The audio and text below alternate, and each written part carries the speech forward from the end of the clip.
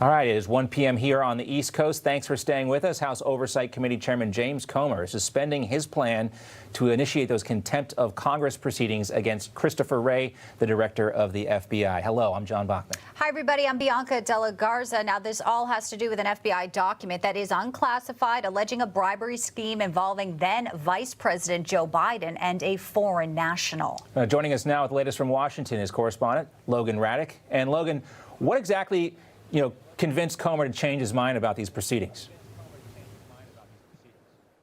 Well, John and Bianca, the reason that Comer changed his mind was because of the documents that he is looking for from the FBI, because the FBI is now saying they will provide those documents, and also to the entire House Oversight Committee. That was part of Comer's subpoena. He says he wants all members of that committee, Republicans and Democrats, to have access to those documents, which the FBI now says they will do. So they reached that agreement actually late last night. The details are still being fleshed out. But Chairman Comer says the FBI will also provide himself and ranking member Jamie Raskin with 2 additional documents that they hadn't seen earlier this week when they were briefed here on Capitol Hill by the FBI. And as a result of this cooperation, as you mentioned, the suspension of the initiation into contempt of Congress proceedings against FBI Director Christopher Wray. Now, in a statement, Chairman Comer says, quote, allowing all Oversight Committee members to review this record is an important step toward conducting oversight of the FBI and holding it accountable to the American people.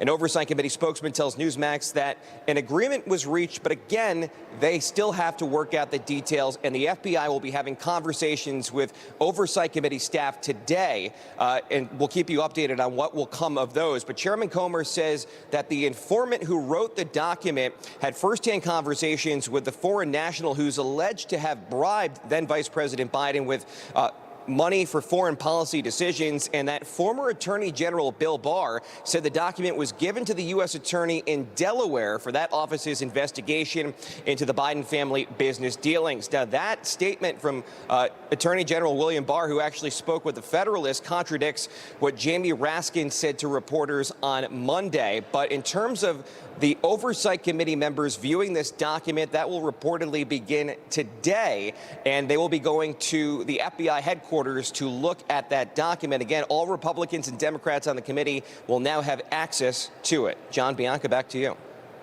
Logan Raddick, thank you. All right, let's talk more about this and welcome in FBI whistleblower Garret O'Boyle. Also joining us, former FBI agent Stuart Kaplan. Gentlemen, thank you for being here. Thanks for having me. Thank you. Garret, first to you. Why do you think the FBI is now offering this document to all House Oversight Committee members? Is it simply the threat of contempt charges against Christopher Wray that was able to do this? It is a curious question. I don't think that's the sole reason, because it's been a few weeks now where this contempt of Congress allegation has been levied. And furthermore, it's interesting because contempt of Congress is when an individual intentionally interferes with congressional action. It's clear to me that Director Wray already did that. Yet now here we are.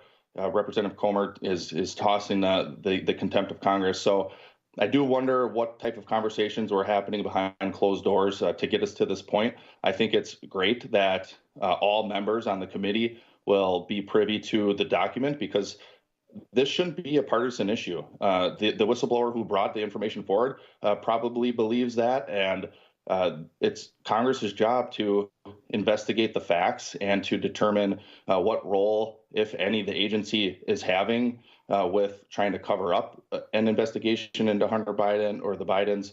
And furthermore, it'll be interesting to see what the full committee takes away from viewing these documents. Stuart, I'm interested to get your take on this because, maybe this was the ultimate destination of what was going to happen anyway. But what took Christopher Wray and the FBI so long to get here and finally provide this document? So I've said this before, and I'm going to say it again. Whether reality or perception is reality or whether perception is fiction, the optics of this whole scenario for the FBI is horrendous.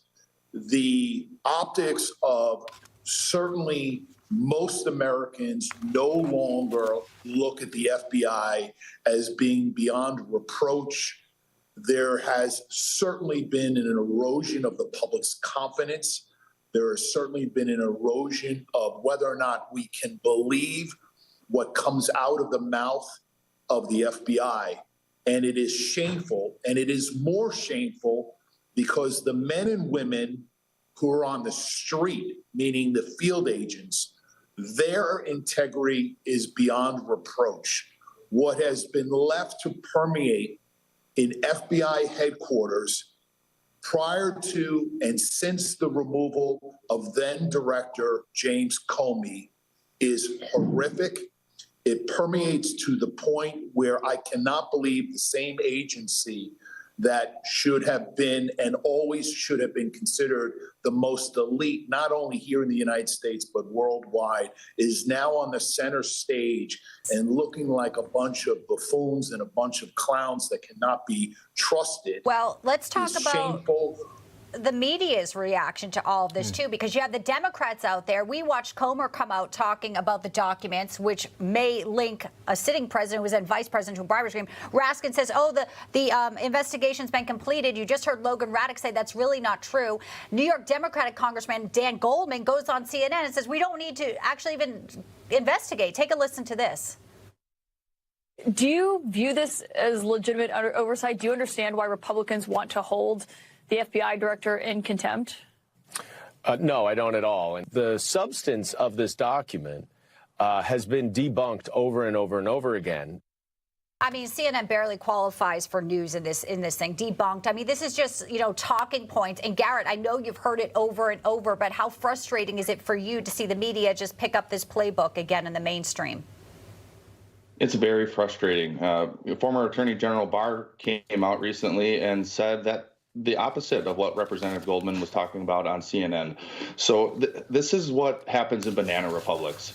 You have a two-tiered system where the government-controlled media, the legacy media, is only concerned with helping their side instead of discovering the truth. And then we have members in our own government who also don't care about the truth. They only want to protect the Biden family. They don't want the truth to come to light. And that's why whistleblowers come forward and oftentimes, like me, end up getting removed from their position because we're trying to do the right thing. Like Stuart was talking about, the FBI as a whole, the men and women doing the daily work, they are eagerly trying to uphold the Constitution and do the right thing. But then the headquarters level, the 7th floor of the Hoover building, they have twisted the agency, and that's why I say it's rotten to the core.